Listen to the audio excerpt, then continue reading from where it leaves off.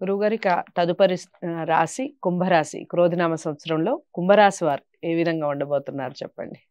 కుంభరాశి ధనిష్ట నక్షత్రం 3-4 పాదాలు, శతభిష నక్షత్రము 4 పాదాలు, పూర్వాభాద్ర నక్షత్రం 1-2-3 పాదాలు కలిస్తే కుంభరాశి. ఆదాయం 14, వ్యయం 14, రాజపూజ్యత 6, అగౌరవం 1. కుంభరాశి వాళ్లకు మహాద్భుతం అంటే మహాద్భుతముగా ఉన్నది. సంకల్ప సిద్ధి, మీరు ఏదనుకుంటే అది జరిగి తీరుతుంది గాక. కార్యజయం, ఏ కార్యక్రమం తలపెట్టినా జయము కలుగుతుంది. అధిక శ్రమ అనేటువంటిది ఉంటుంది, దానికి సంబంధించినటువంటి ధనాన్ని పొందుతారు గాక. ప్రశంసలు పొందుతారు, మీ పై వాళ్లతో మీరు బాగా చేశారు అనేటువంటి ప్రశంసలు, సన్మానాలు ఇవన్నీ కూడా పొందుతారు గాక. ఉద్యోగములో ఉన్నతి అనేటువంటిది ఉన్నది, అలాగే అప్గ్రేడ్ కావటం. ధనలాభం అనేటువంటిది ఉన్నది, స్త్రీల వల్ల లాభం, కీర్తి ప్రతిష్టలు పెరుగుతాయి, పేరు రావడము జరుగుతుంది. అందరికీ ఆదర్శవంతముగా ఉంటారుగాక.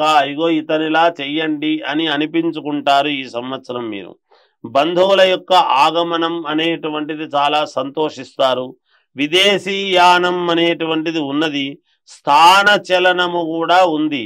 ఐశ్వర్య ప్రాప్తి ఖచ్చితముగా, అంటే పెద్దల నుంచి రావాల్సినటువంటి భూములు కానీ ఇవి ఇట్లాంటివి ఏమైనా ఉంటే వస్తాయి గాక.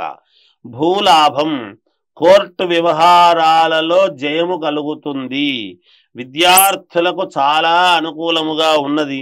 సినిమా వాళ్లకు చాలా యోగవంతముగానే ఉన్నది.